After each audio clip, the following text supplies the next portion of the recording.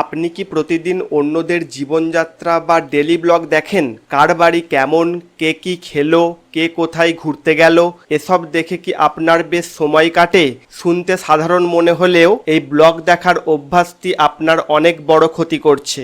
আজকের ভিডিওতে আমরা আলোচনা করব কিভাবে অন্যের ব্লগ ভিডিও দেখে আপনি নিজের ক্ষতি নিজে করছেন।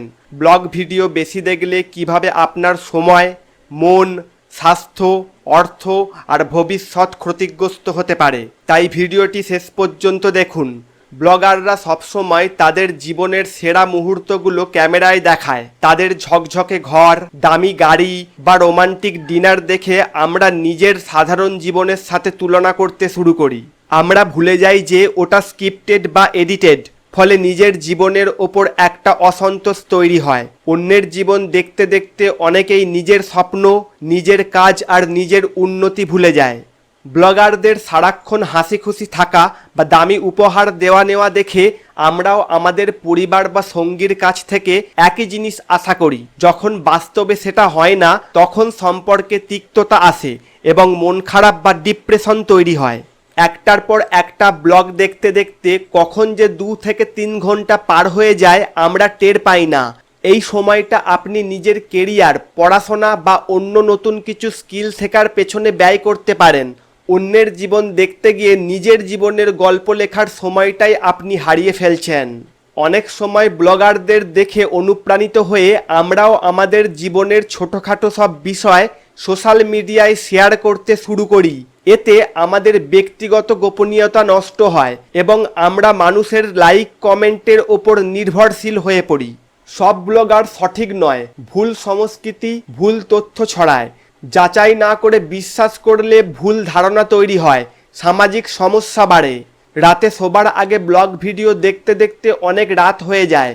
মোবাইলের আলো আর উত্তেজনাপূর্ণ কন্টেন্ট ঘুম নষ্ট করে দেয়, চোখের সমস্যা হয়, শারীরিক অসুস্থতা বাড়ে।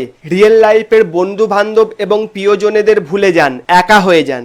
ব্লগারদের দেখে একই রকম জিনিস কিনতে ইচ্ছে করে। দামি গ্যাজেট, কসমেটিক্স, অপ্রয়োজনীয় খরচ বাড়ে, ফলে টাকা পয়সার সেভিংস কমে। একের পর এক ভিডিও দেখে মাথায় তথ্য ভর্তি হয়। বিভিন্ন দেশের খাবার, পোশাক, জীবনযাত্রা জেনে কি লাভ? ফলে নিজের কাজে মন বসে না, মস্তিষ্ক ওভারলোড হয়ে যায়। সমাধানের পথ কিভাবে এ থেকে মুক্তি হবেন? তার মানে কি আপনি ব্লগ ভিডিও দেখবেন না? অবশ্যই দেখবেন, কিন্তু কিছু নিয়ম মেনে। সময় নির্ধারণ করুন। দিনে কতটুকু সময় বিনোদনের পেছনে দেবেন তা ঠিক করে নিন। বাস্তবতা বুঝুন। মনে রাখবেন, স্ক্রিনের ওপারে যা দেখাচ্ছেন তা একজনের জীবনের মাত্র 5% ভালো অংশ, পুরোটা নয়। নিজেকে সময় দিন। স্ক্রিন বন্ধ করে নিজের শখ, পরিবার এবং স্বাস্থ্যের দিকে নজর দিন এবং কিছু দক্ষতা অর্জন করুন। দিন শেষে আপনার জীবনটা আপনার। অন্যের জীবনের সিনেমা দেখে নিজের বাস্তবতাকে অবহেলা করবেন না।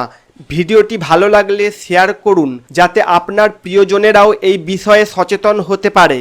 নতুন ভিডিও দেখার জন্য জিকে এক্সপার্ট ইউটিউব চ্যানেলটি সাবস্ক্রাইব করে নোটিফিকেশন বেল অন করুন। নতুন ভিডিও দেখার জন্য জিকে এক্সপার্ট ফেসবুক পেজটি ফলো করুন।